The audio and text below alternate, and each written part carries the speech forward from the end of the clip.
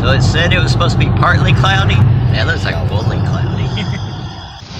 So we're heading out to Makerfaire, New Orleans. No. Makerfaire, Orlando. I wish we were going to Makerfaire, New Orleans. Do they have a Makerfaire? I wish they did. I don't know. Mars dressed as Kiki. Kiki. I'm dressed as a 10 Universe billboard as usual. Though I have my Night Owl Designs necklace on. Trent necklace, which is really cool. We got our provisions. Nobody Wawa. wants to stare at your crotch, right? No, stare at food. So we'll film another video of what our plan is. And what were we doing also, Mar? We are going to the Corsical Creative City exhibit. It's like the last day in Orlando. Which should be really So, cool too. Brian's gonna get lots of content. And I got new editing software, so I'm trying to learn how to edit. And I did my hair this morning too. It looks cool. I'm just laughing at you. Yeah, she always does.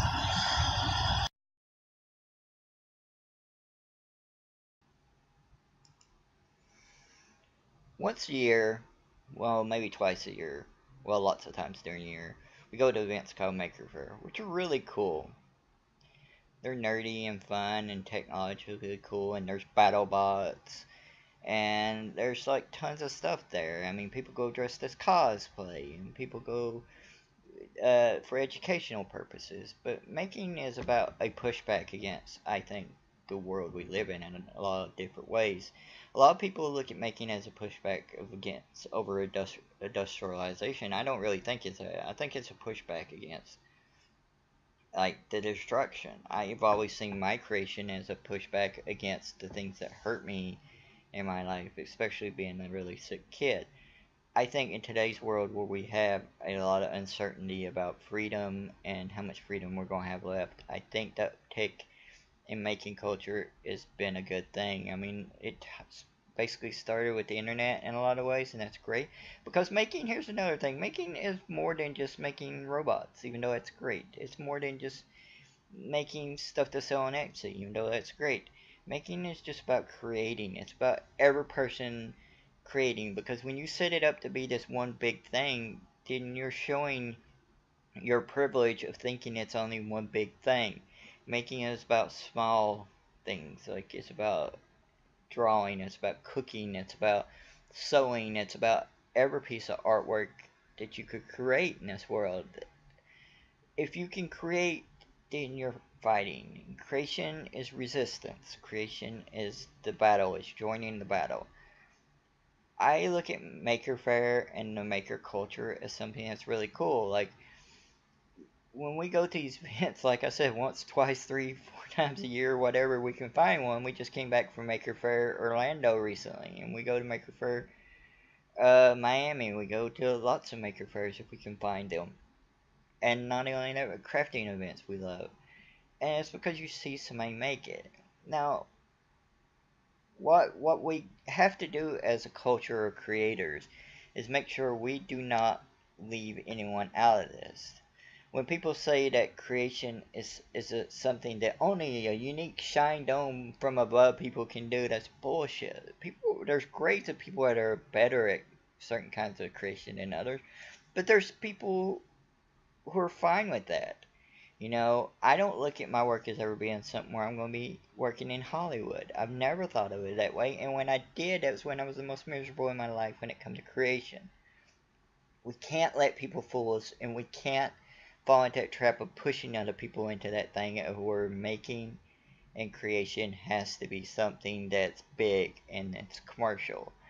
If you can feel a niche audience, or if you can connect with a few people, or even putting stuff out there online and never having anybody really contact you or communicate with you still makes you happy, then do it. That's perfectly fine. There's nothing wrong with creation for creation's sake. And there's nothing wrong with somebody creating something and then never creating it again. There's nothing wrong with you not being able to do it right and just starting over, or saying that project, I can't do it. Failure is an option, as a great philosopher said. It's always been an option, and it always should be an option, especially in the creator world. We fool ourselves sometimes when we do internet content we see people who create stuff. I do it, everybody else does it, and we think, well, that person did it so well the first time. Well, that could have been the 30th time that person did that project, but it looks so well because they did it 29 times before. We as makers have a responsibility to open up this community. Maker fairs are still, no matter what making people behind maker fairs want to say, they're primarily a white upper middle class in a lot of ways thing to be doing. We need to change that, and we need to make efforts to change that and make it as more diverse community as we can. We need to open up projects with schools. We need to open up projects, and you can do this as an individual. You don't need to be a big group to do this. You can, if you can create costumes, then talk to local community groups or about, and there's groups that do this, but like get involved in different ways. You don't have to be a millionaire to get involved in a way. If you can do a tutorial online, I know some people does it in a business sense, and that's fine.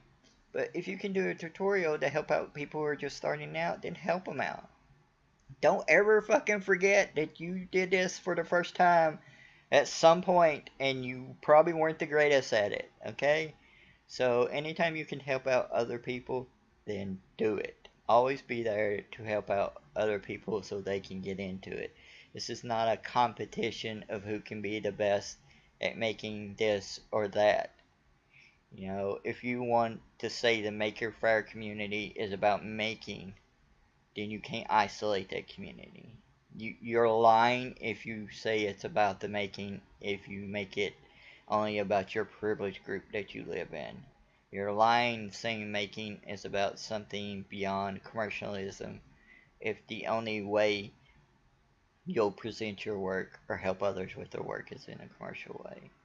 Money is good, money is fine, but you gotta take care of the community.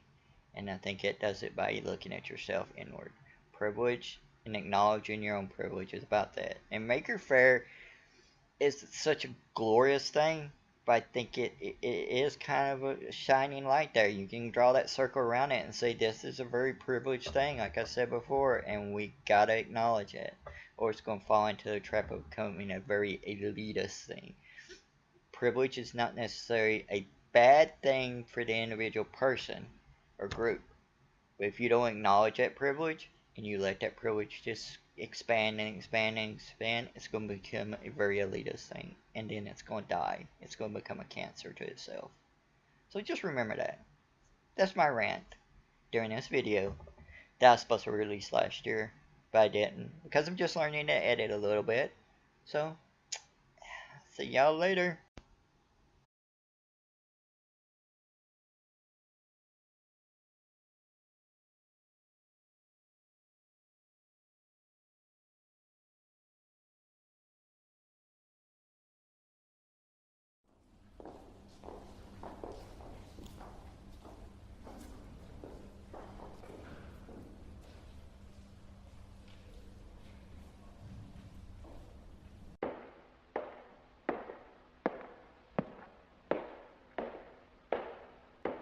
No gods, no villains, no heroes, no idols. No gods, no villains, no heroes, no idols. No gods, no villains, no heroes, no idols.